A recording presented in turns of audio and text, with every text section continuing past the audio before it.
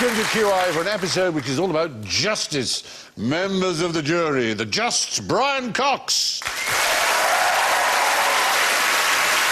The judicious Rhys Darby. The judgmental Jason Manford. And the jailbird Alan Davis.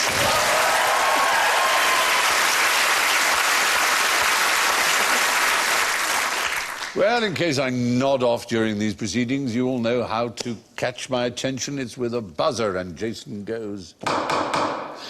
Brian goes. All rise. Rhys goes. Order! Order! And Alan goes. Excellent. So let's start laying down the law. Describe the rules. Oh, he's free! Escapology. I'll tell you what, being a copper back then when everyone dressed like that was well easy. Easy, wasn't it? I think it might be him. It might be that guy. I'm going to take this off because the bridge of my nose is rubbing. Oh, you don't want that. Oh, my God, it's Alan Davis. Noel Coward was at a rehearsal when one of the actors was picking his nose. He thought secretly, and Noel shouted, "Wave when you get to the bridge." Anyway, describe the rules on a pirate ship. Rules? Yeah. What sort of rules would they have? Obviously, they've got a captain. Yes. So he's in charge. So I imagine he gets most of the gold and whatever they find. Well, oddly enough, now, they had two senior officers, the captain and the quartermaster. And the captain could be vetoed by the quartermaster on all matters except battle. Except rules of engagement when fighting. And they had strong laws. And the quartermaster was, he was about how much they divvied out, including he decided how much the captain got. The captain had no special quarters. He didn't have a, wonderful room such as you imagine in movies. So it's not exactly hierarchical. It's kind of a rule of two, the quartermaster and the captain. Otherwise, it was more or less a democracy in a strange sort of way, but with strict rules. For example, in Captain Bartholomew Roberts' ship, the Fortune, there was no gambling. It was like a boarding school. No smuggling girls into the dorm. No playing music on a Sunday. And lights out at 8 o'clock sharp in the evening. It's rubbish being a pirate. I know. That's not quite what you imagine. My dad, the captain. That's rubbish. Where are you going to smuggle these girls from, anyway? That's true. Do you rescue one from the sea? No. There is a wonderful book that when Vic Reeves was on, he mentioned he was an expert on piracy. He loves a pirate, Vic Reeves. He loves pirates, and it's a book that both he and I read called Sodomy and the Piratical Tradition. And so it is a very well-known So sorry, Brian. of history. No, it is. We're quite highbrow and intellectual. It is a very serious work of history and very interesting, which goes into the way these things were run. But obviously with the emphasis on the sodomy. But there was also... And were there rules surrounding that particular pursuit? There were rules, indeed there were, absolute, very strict rules. You couldn't just take whomever you pleased. What are the rules of sodomy? Not on Sundays. It's eye-wateringly complex. Yeah. Brian. You're too young and too innocent to know. Honestly, really. For future reference. Stick to small things like supernovas. This is really too explosive. Eye-wateringly complex. When it came to women aboard, the articles of Captain George Lowther, who was a famous pirate of his day, said, "If at any time you meet with a prudent woman, that man that offers to meddle with her, without her consent, shall suffer present death." So meddling with a prudent woman without her consent got you death. So they really were very strict with each other. So meddling was rape, really? Well, I think essentially we're talking about rape. That lost its meaning by the time Scooby-Doo came on. Exactly.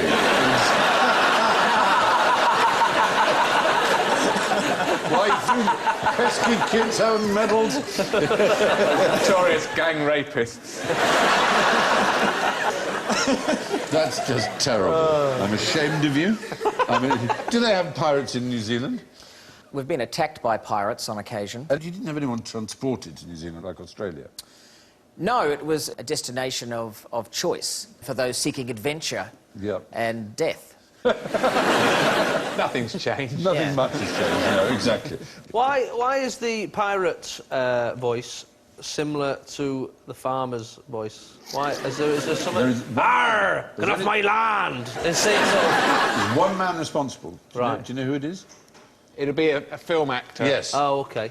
Treasure Island. He played in a great performance of Treasure Island. And in fact, Tony Hancock, the great comedian, he first started out as an impersonator of this actor. Lawton. No, not quite as well known as Lawton. In his own day, he was very, very well known, but now less well known. Anybody?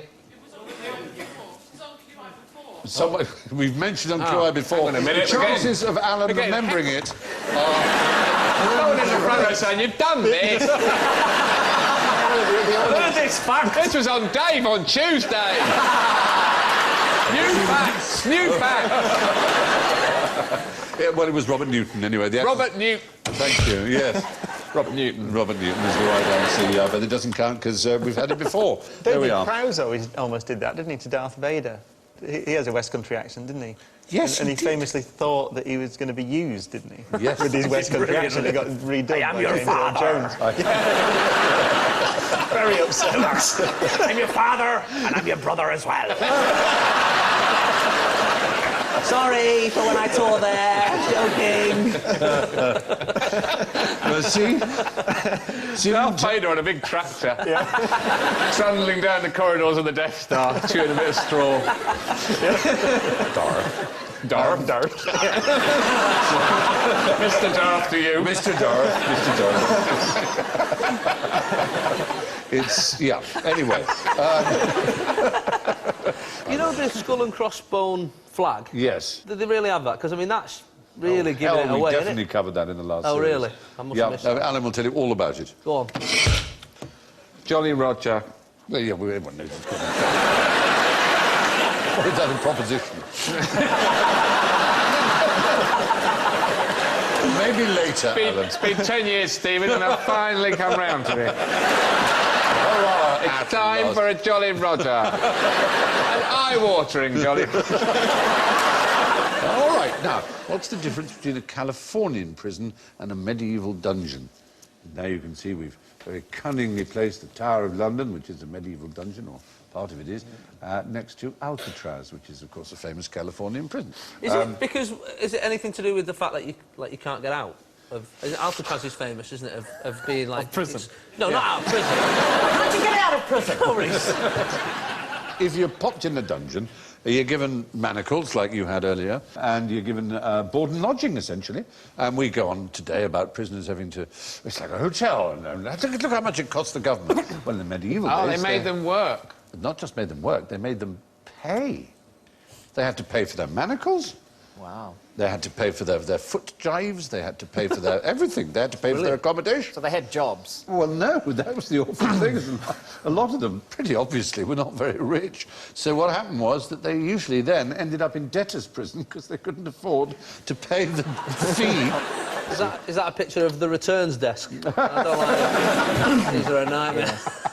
They really hurt. But yes, I mean, when they closed the Fleet prison in the 40s, they discovered some people had been there for 40 years for what was a small debt they couldn't repay. Anyway, the point is, medieval dungeons, you had to pay your fee. And in California, at least in Riverside County, they've reintroduced such a system. Its county jail now charges inmates $140 a day to be in jail. $140. More than like a Premier Inn. It's more than a Premier Inn. That's more than Lenny Henry pays to stay in hotels. So that is quite a lot of money. Yes, and county council... Then again, there's no table tennis at Premier Inn, so... you got yes, it's true. Pamela Walls of the council noted it may prove hard to collect reimbursements because those defendants who are convicted of crimes and incarcerated typically have limited funds. What a system. The supervisor, Jeff Stone, he thinks these are very challenging economic times and it could be a great source of revenue. It could return $3 to $5 million a year. But... unlike in Britain, where you still had to pay, even if you were innocent, at least in California, if you turned out not to have been guilty, you get your money back. Oh, dear. Yeah, so... But, like, where are these people getting their money from? Is from crime, isn't it? So all it's doing is encouraging them to rob more stuff. They think, Yes. I'm going into prison, right, I better rob a load of stuff, it's going to cost me a because fortune. they're just about to catch me. I better rush into this shop and take a till.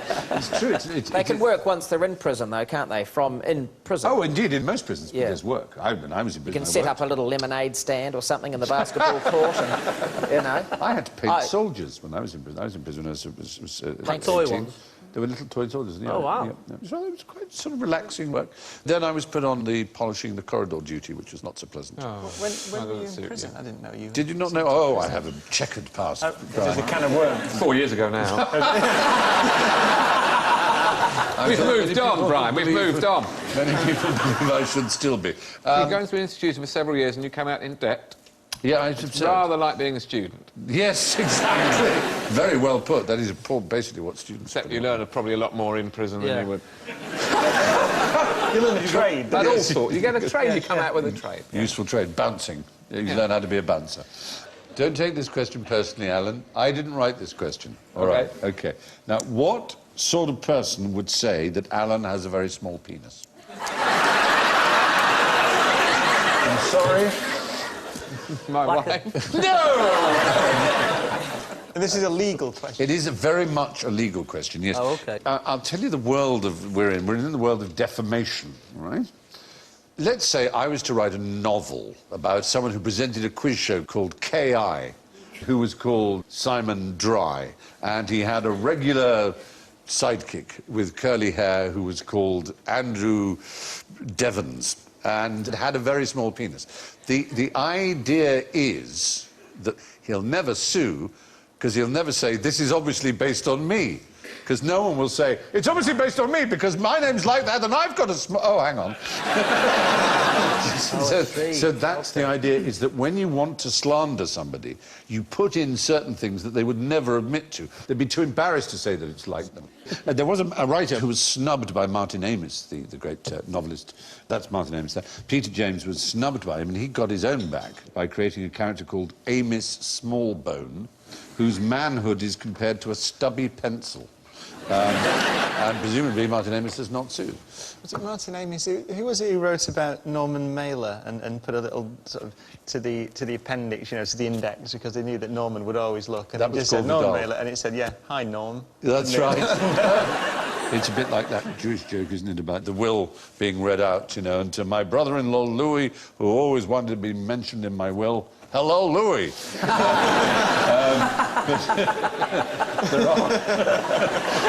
Why do we get away with that as stand-up comedians when someone heckles you and you have a go back and you say something in front of a room of, you know...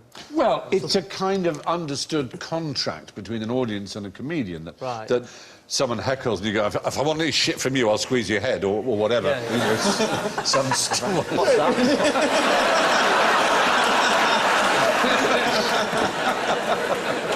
So, What else would you say? What other things? give away my best heckle remarks. But what I mean is, if you made a joke heckle, that's not defamatory. I So- think that's the point. Tit for tat doesn't stand up in court, does it? No, I don't think so, exactly. He started it. Yeah, that sort of exactly. thing. But there are various defences. And in the case, which is an obviously untrue one, of Alan's small penis, for example, one defence is the truth. The person does have a small penis.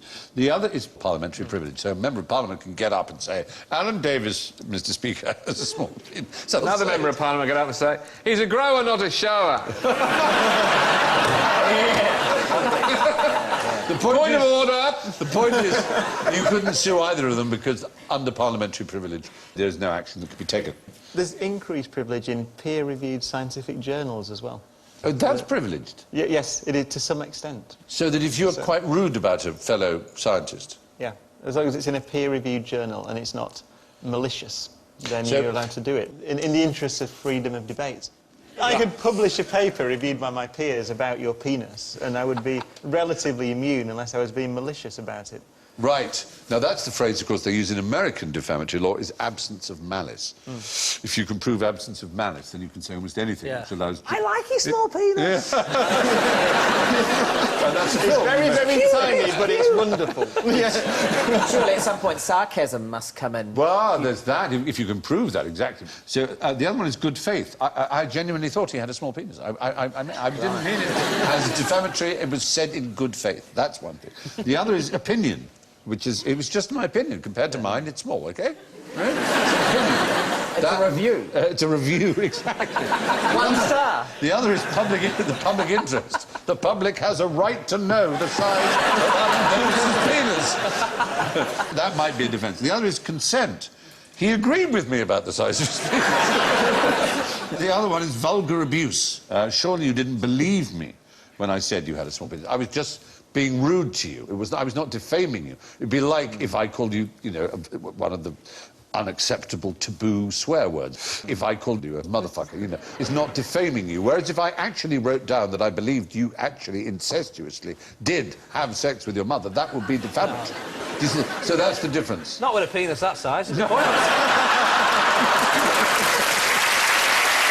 That's just going all over the place. Can we see the evidence? It's all about evidence. Not from there, it's mine. Just let me No, settle Brian. this. Never the first person at home going, I should never have gone HD.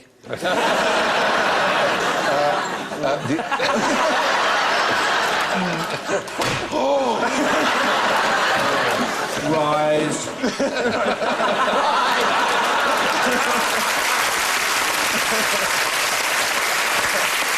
Very good. Thank you. Thank you. There is a...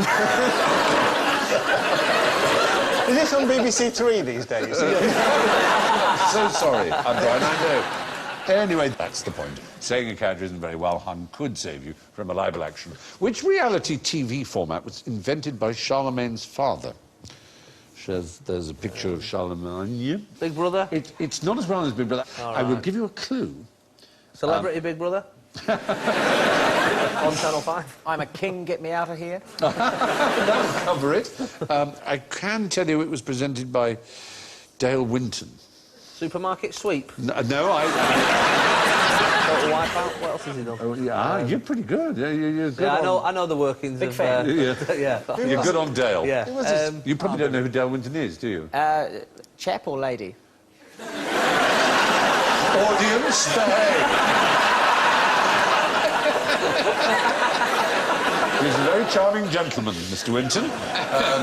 Well turned out, crisply well turned out gentleman. Very nice man. Who was his father then? Well, Charlemagne's father is a good question. You're unlikely to have heard of him. I'd be very impressed if you have heard of him. He was Count Pepin the Short, unfortunately. But if you go back to... This is even pre-medieval. This is Dark Ages. If you go back to that time, justice was meted out in all kinds of odd ways. And one of the odd ways, it was a system of testing, which was called an ordeal. An ordeal. Ordeal. There were various kinds of ordeal. So it's Ordeal or no ordeal? Oh, no. If only with Noel Edmonds we were talking about, then that would do. Is he a lady or a man? Is Noel Edmonds? Well, ordeals. This particular ordeal involved two people had a quarrel, and they both had to make the shape of a cross. See? And stay there. I don't know what that's about. Someone said he's got a small penis. Are you a real doctor? It was called Judicium Crucis, the justice of the cross in Latin. And basically, it's a bit like those school punishments where they make you do that, if you ever did that. The one who just dropped his hands first was wrong. And it happened to the Archbishop of Paris with the Abbot of Saint-Denis. Only they would use champions to do it for them. So they would say, you on my behalf, stand for as long as you can in the cross. And in this case, the Archbishop of Paris won. It's a pity you have to nominate someone, It's- because if you didn't, you could just pick on old people, couldn't you, in those days? Did you know that? You could have ordeals by tickling. They genuinely had all kinds of ordeals. Ordeals by water, ordeals by fire, and so on. But there is a car game. Is it that one where you've got to keep your hand on the car? Yeah, and then the last one wins it. You see? Yeah. You do know it. Oh, yes, I do. Dale Winton presented, I think on Channel a bell, 5, yeah. an endurance game show based on a Japanese original called Touch the Truck. That's Dale there. On I'd top love of to it. watch that. That's Just him. loads of people touching a car and then that's it. Yeah. For an hour. For an hour, 81 hours. It's Well, I'd because Sky Plus it and fast forward you- through yeah, it. I was going to say, it's basically the last one to give up on touching the truck. But it doesn't do anything, you just stand there No, you have to with your touch it. hand. Yeah, it's going 80 mile an hour. That's a game show. You were allowed you were allowed a 10-minute break every 2 hours and 15 minutes every 6 hours. This is made up, isn't it? if you- No one would... If you fell asleep, you were disqualified, so you had to stay awake. You couldn't just lie on the car with your hand on it. So you had to be consciously touching it. And the idea was the last person left touching it won it. And the winner, you probably want to know all about him, I expect. He won the truck, obviously, and he sold it in order to raise funds to stand as a political... Arm surgery. To stand as a political candidate. He stood for Kingston and Surbiton at the 2001 general election. There was a turnout of 49,093 people, and he secured 54 votes. Wow. We do it in New Zealand. It's a radio show contest. It quite often happens. Yeah, we're probably the last country still doing it. It's the only way you can get your cars back in New Zealand. Doing it on radio sounds even weirder to me, I have to say. Still touching it? They're still touching it? Do you have to drop on it? No, they interview the people who are touching the car. So right. I've got John here. How's it going? Oh, good. I'm still touching it. You know. How many hours now? 7. Anyway, that's it. That's basically a game show inspired by a Dark Ages... endurance test, yeah. Extraordinary, isn't it?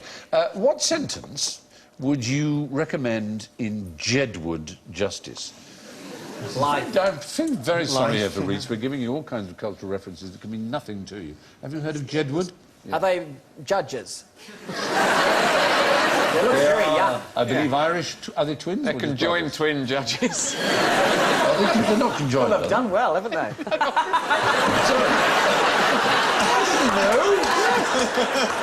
That's the whole thing about, the whole point of them is that they're conjoined. Are they? They're conjoined twins, yeah.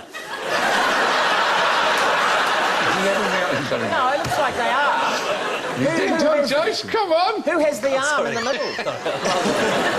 They do look a little strange, I have to say, but that's probably because of the wig business. No.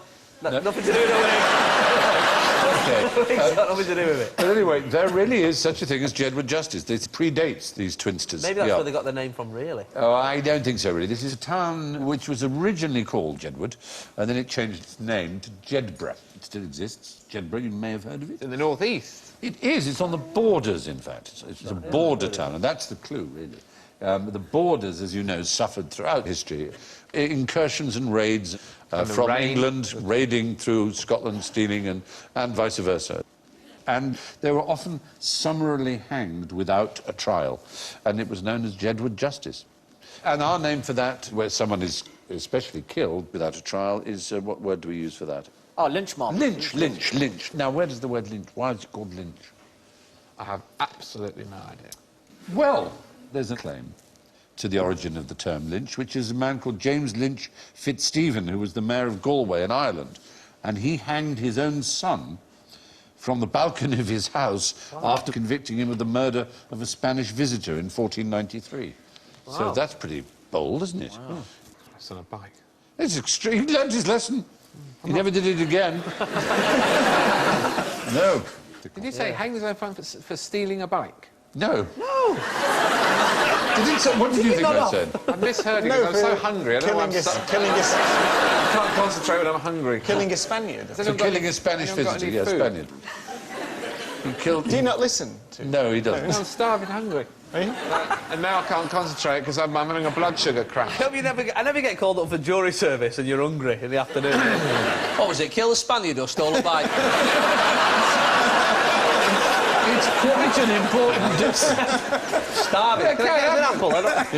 Where did that come from? I don't know. Stole a bike. Your mind was Drifting wandering. up, I was thinking about pasta. When his brain sugar drops, I'm afraid all kinds of weird things start to happen. Well, has no one got something to eat here? Can we not... Are you bringing something down? Here you go. Come on. Thank you very much. There we are. Look.